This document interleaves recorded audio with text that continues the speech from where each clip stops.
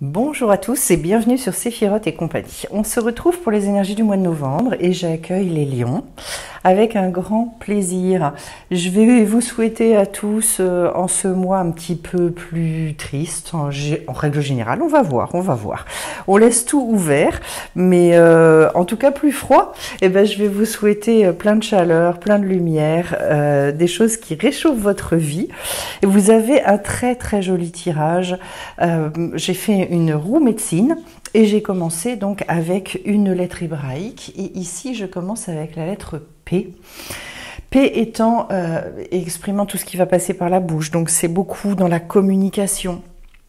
C'est aussi une lettre de création puisque c'est en lien donc avec tout ce qu'on est capable d'exprimer. Donc certainement beaucoup parler, libérer des choses, guérir des choses aussi. La bouche, c'est un lieu, c'est le lieu où on se nourrit et c'est le lieu où on peut restituer, redonner au travers de l'expression. Donc un lieu d'échange très, très important.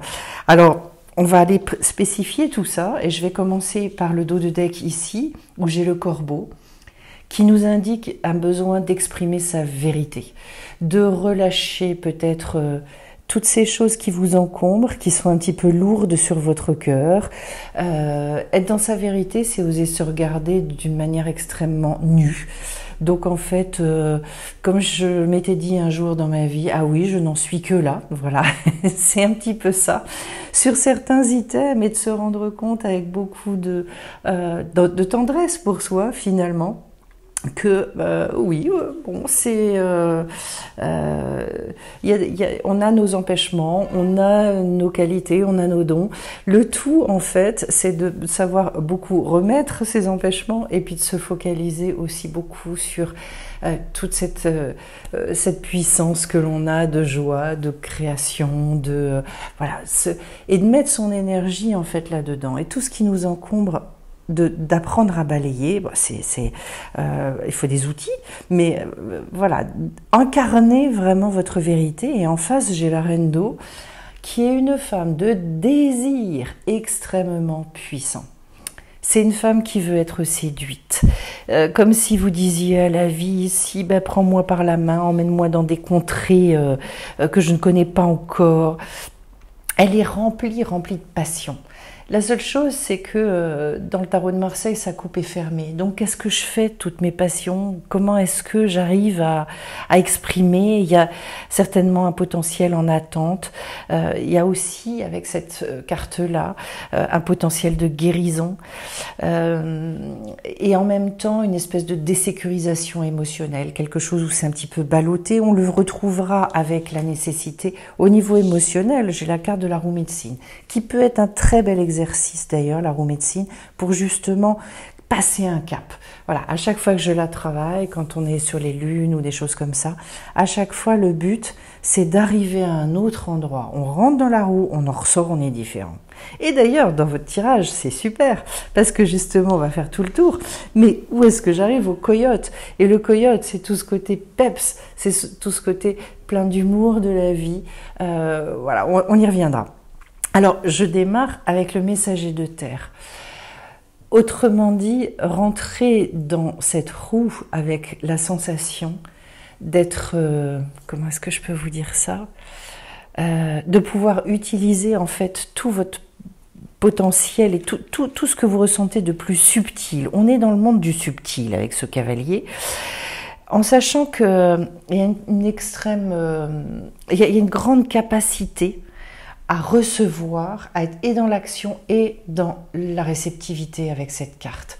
Donc c'est comme des allers-retours permanents et le tout toujours en lien avec ce que je ressens de plus élevé finalement. Une grande capacité à se connecter à son âme et puis apprendre aussi, et ça c'est primordial avec cette carte, à dévier les choses qui sont destructrices pour vous et au contraire à attirer les forces qui sont positives. Donc en termes d'énergie, je dirais, ça confirme ce que je vous disais au début sur le fait de se focaliser vraiment sur les choses qui sont extrêmement positives. D'où peut-être la nécessité de nettoyer certaines choses. Après, au niveau matériel, concret, en bas, j'ai la carte du chaman mystique. On voit bien qu'en fait, c'est tout le lien que vous allez être capable de faire entre ce que votre âme vous envoie, ce qu'elle vous dit, et puis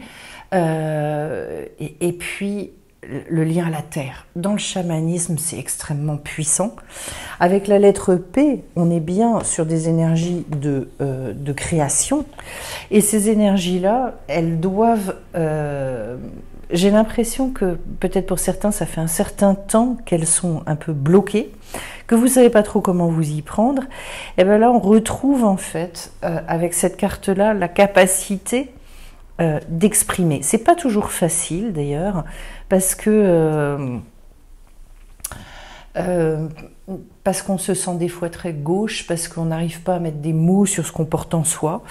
Donc voilà. L'autre point, c'est également le fait de travailler sur le détachement. Le chaman mystique, c'est quand même un maître spirituel qui a une capacité de regarder les choses avec ce détachement nécessaire.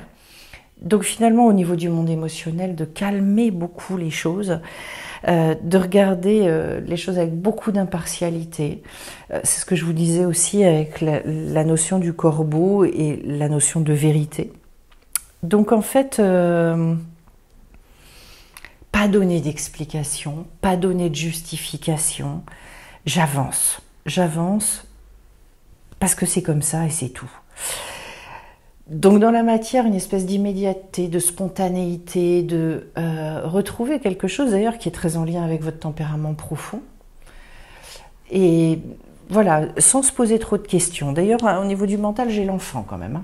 Alors derrière, j'ai une reine d'air. La reine d'air, c'est celle qui a su clarifier les choses. Pourquoi est-ce qu'elle retrouve, je dirais, un côté beaucoup plus ancré, parce qu'elle est rentrée dans une grande cohérence avec elle-même. Donc, oui, le fait de faire le tri, je veux pas, mais je dirais de manière extrêmement basique en fait. La reine d'épée est capable de trancher de manière simple. Et aussi, il y a l'idée avec cette carte-là de réussir à se réaliser à partir justement d'un endroit de soi qu'on ne connaît pas forcément bien, à partir aussi de la vacuité. C'est-à-dire, je pars, je ne sais pas forcément mettre des mots dessus, mais c'est pas grave. Je commence en fait, j'avance. Est-ce que je mets en mots, est-ce que je verbalise, je commence à parler avec les autres, etc. Cette reine d'air, elle appelle à une clarification, une simplification. Sinon, effectivement, on patauge, on tourne en rond. On arrive au niveau du monde émotionnel avec cette roue médecine qui, comme je vous le disais, en fait, nous permet d'aller regarder un petit peu dans toutes les directions, en fait, où est-ce que j'en suis, et de faire du nettoyage, d'épurer. Elle est très très puissante cette roue quand on sait la manier en fait et qu'on sait en conscience passer chacun des degrés et sur chaque degré se poser. La roue médecine, elle demande le silence pour pouvoir après se réinscrire en fait dans un nouveau cycle. C'est un voyage, un véritable voyage de guérison qui est là. Comme si justement votre monde émotionnel il avait besoin d'être dépoussiéré et c'est un moment un peu solennel, voilà, de prendre ce temps pour vous et de se dire bon voilà, je décide, j'y rentre et je sais que de toute façon je n'en sortirai pas pareil. Je vous dis, pour l'avoir expérimenté avec plusieurs personnes, c'est toutes m'ont dit qu'en fait en arrivant au centre il y avait vraiment une métamorphose à un moment où ça y est, on est débarrassé de la chose. Pour revoir finalement le ciel bleu dans votre vie, vous voyez beaucoup plus de clarté. Et donc c'est intéressant, hein, entre la reine d'air et la roue médecine, de se dire il y a besoin d'alléger. Et puis derrière, je reviens sur la carte de cette fois-ci de la force. Alors ça m'intéresse beaucoup parce que justement cette carte-là, C'est l'équilibre, tout l'équilibre que j'ai entre cette partie très instinctive, que dans la tradition hébraïque on appelle la partie bestiale,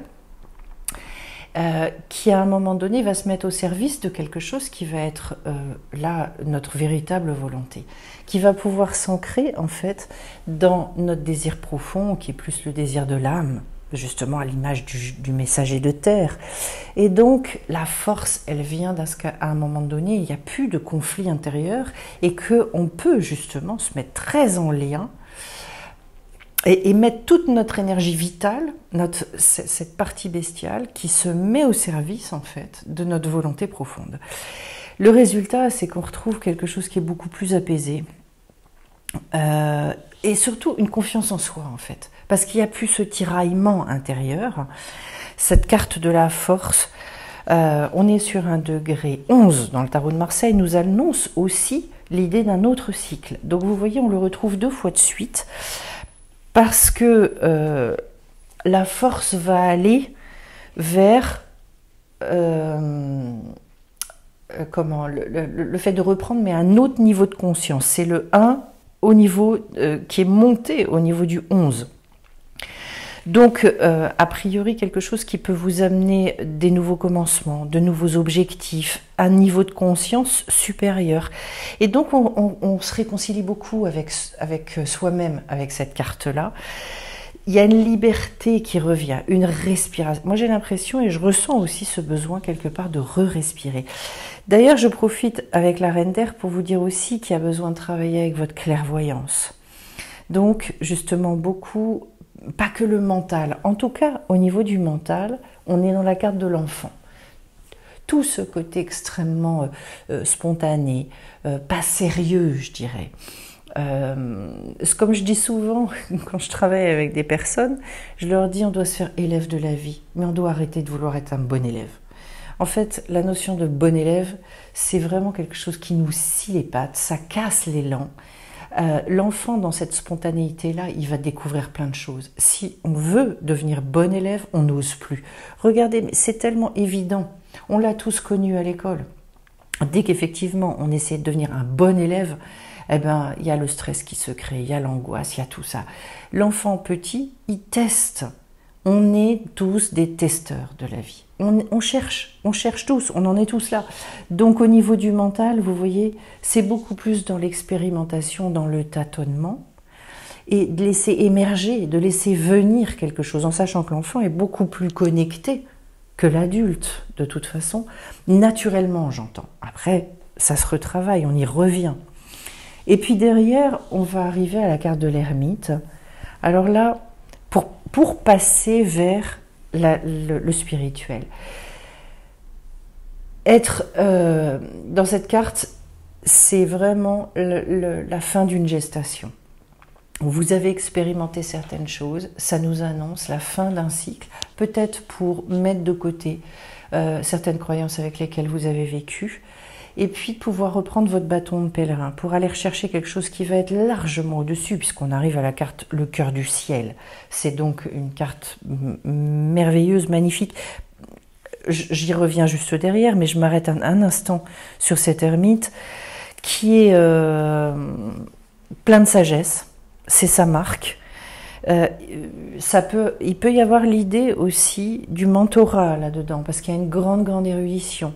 Donc, puisque j'ai la carte P également, ça peut être, pour certains, le fait d'aller à la rencontre des autres et peut-être de transmettre, de rentrer beaucoup plus dans une quête spirituelle cette fois-ci, de trouver un guide, de trouver quelqu'un aussi qui peut vous épauler, vous aider.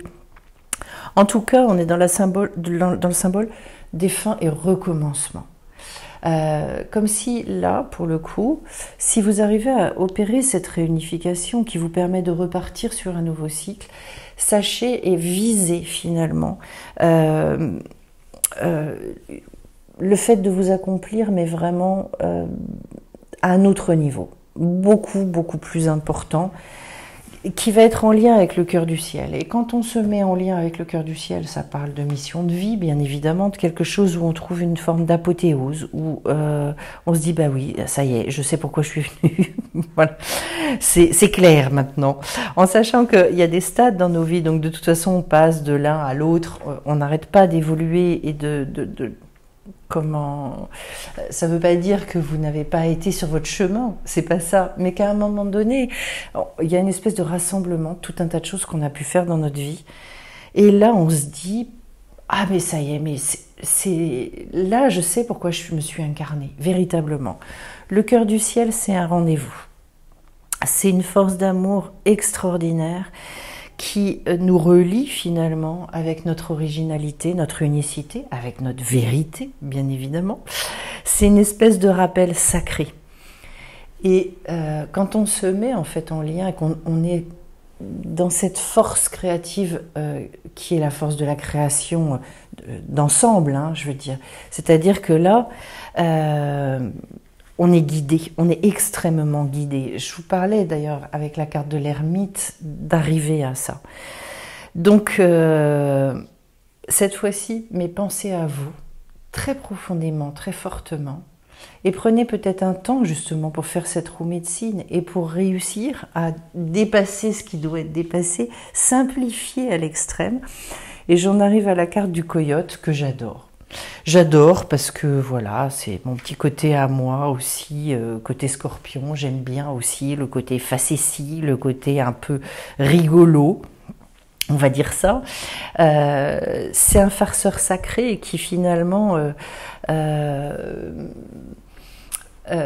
nous permet d'accéder à ce que l'on veut, mais par des biais qui sont parfois extrêmement détournés. Donc il y a des fois dans nos vies, on se dit mais pourquoi ça se passe comme ça, je comprends pas. C'est pas grave parce qu'à un moment donné, quand les choses se débloquent, on se dit on comprend et on se dit ah oui.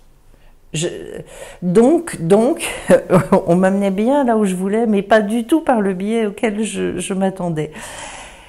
Donc dites-vous aujourd'hui dans votre vie que si vous avez l'impression d'être sur des blocages, sur des choses un petit peu perturbantes et désagréables, sachez que de toute façon, la finalité elle est juste derrière. Voilà. Ne vous accrochez pas au contraire. Regardez les choses avec beaucoup d'humour. Moi, c'est ce que je fais parfois par rapport à des événements de ma vie. Au lieu de me laisser emporter par quelque chose qui pourrait me déstabiliser, m'aspirer vers le fond, je remets beaucoup d'humour. Et cet humour-là permet de traverser les choses complètement différemment. En plus, non seulement on traverse plus rapidement, plus facilement, mais en plus, on le traverse en rigolant. Enfin, il y a une pointe d'humour quand même. Donc,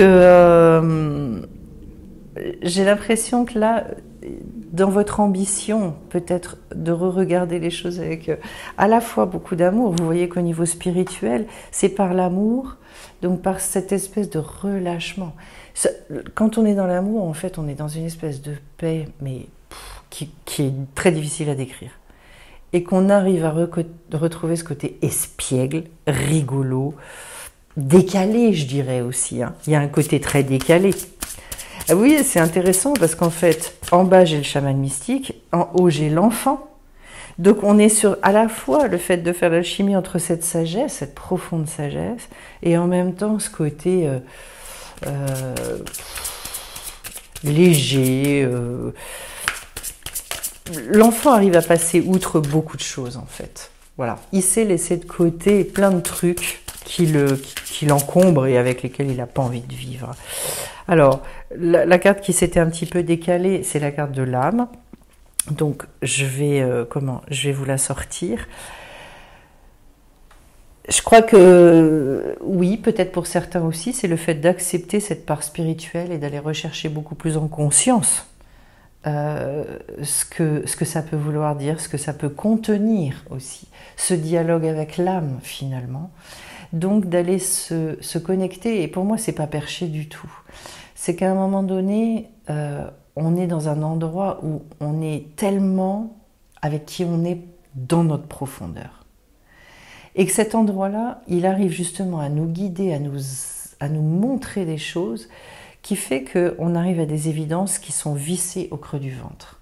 Ça va bien d'ailleurs aussi avec la carte de la force.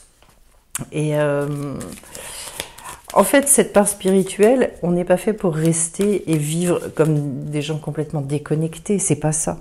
Mais en revanche, elle vient nourrir, c'est elle qui vient justement donner à cette reine d'eau aussi sa direction et d'arrêter de se sentir vide aussi. Elle nous remplit énormément. Alors, j'ai la carte de l'accomplissement ici. C'est très très joli. On sent en fait que c'est un accomplissement, mais j'ai l'impression pour vous à un autre niveau. C'est-à-dire, bon, on l'a déjà dit, mais avec beaucoup plus de légèreté, beaucoup plus de fluidité, peut-être moins avec vos forces. Et puis plus en reprenant, parce que pour moi l'ermite, j'ai vraiment l'idée de quelqu'un qui repart à la fois mu par toute cette sagesse et ces expériences, etc. Mais en même temps, il s'est un peu vidé la tête en se disant je repars pas dans l'idée de se dire je vais refonctionner dans la vie à partir des choses que je sais, mais au contraire en fait je vais faire une espèce de connexion entre tout ce que je ne sais pas, ce que j'appréhende complètement différemment à la manière de l'enfant et cette sagesse-là. Et ça c'est explosif parce qu'en fait ça nous remet encore à un autre niveau. Je ne sais pas si je me suis bien fait comprendre, mais en fait, c'est quand la sagesse accepte de se refaire elle-même, enfin, quand l'être humain accepte de se refaire élève complètement pour se relaisser surprendre. Et donc, toute la sagesse acquise, elle va prendre une autre dimension parce qu'on va pouvoir regarder les choses, mais à un autre niveau. Voilà. J'espère que je communique bien ce que je veux vous dire. Et pour moi, l'accomplissement, c'est ça. Je m'accomplis à partir du moment où, sans cesse et dans cette évolution constante de la vie, finalement, j'arrive à remettre du neuf et accepter, à laisser entrer ce neuf, mais en même temps, il va prendre ce neuf-là, ce tout nouveau, va prendre une dimension autre, parce que je suis quelqu'un d'expérience, quoi. Ça, c'est passionnant. Ça, j'adore. Ça booste notre créativité, ça nous redonne plein d'idées, voilà. Ça demande de beaucoup lâcher, vraiment à la manière de l'enfant. On voit bien, hein, votre tirage, il est très clair sur ce qu'on vous demande en ce moment. Et puis alors, je vais aller vous tirer une carte, une petite dernière, avec l'archange Métatron. Je trouve très intéressant cette idée que je vous ai donnée, la volonté. Jusqu'où êtes-vous prêt à atteindre pour aller vers votre objectif? Dans les prochains jours, vous devrez prendre une décision, choisir un chemin, écouter votre intuition et ayez la volonté de persévérer. Ne laissez pas vos peurs dicter votre vie. Cette carte-là, alors ça me fait penser, moi, à la notion de ratson en hébreu. Le ratson, il est en lien avec les grands objectifs de vie qu'on s'est fixés. Là, c'est comme si vous deviez redéfinir vraiment, je suis venue pourquoi et au final, qu'est-ce que je veux pas me manquer dans ma vie. Voilà, qu'est-ce que j'ai pas encore accompli et que je veux accomplir. Et ça peut être quelque chose pour soi à l'intérieur, ça peut être un dessin par rapport à un projet très concret, ça peut être. Mais là, cette volonté-là, redéfinissez-la de manière très globale, très générale. Pour retrouver le chemin, vous allez retrouver un regain d'énergie, vous allez être porté. Voilà ce que j'avais à vous dire, les lions. Très beau tirage également. Et je vais vous remercier pour tous ceux qui me laissent des commentaires, des petits likes. Merci d'avance. Je reprécise que j'ai une formation 2e niveau sur les lettres hébraïques. Donc, c'est la première fois que je la fais. En sachant que je mets en lien les lettres hébraïques avec le corps. J'explique concrètement comment se servir de leurs énergies à ces lettres, comment ça fonctionne dans la matière pour pouvoir vraiment, je dirais, s'aider beaucoup à plein de niveaux. Eh bien écoutez, n'hésitez pas d'ailleurs à vous servir de la lettre P durant ce mois de novembre. Et puis, je vous dis à très vite sur la chaîne Séphiroth et compagnie. Bye bye à tous!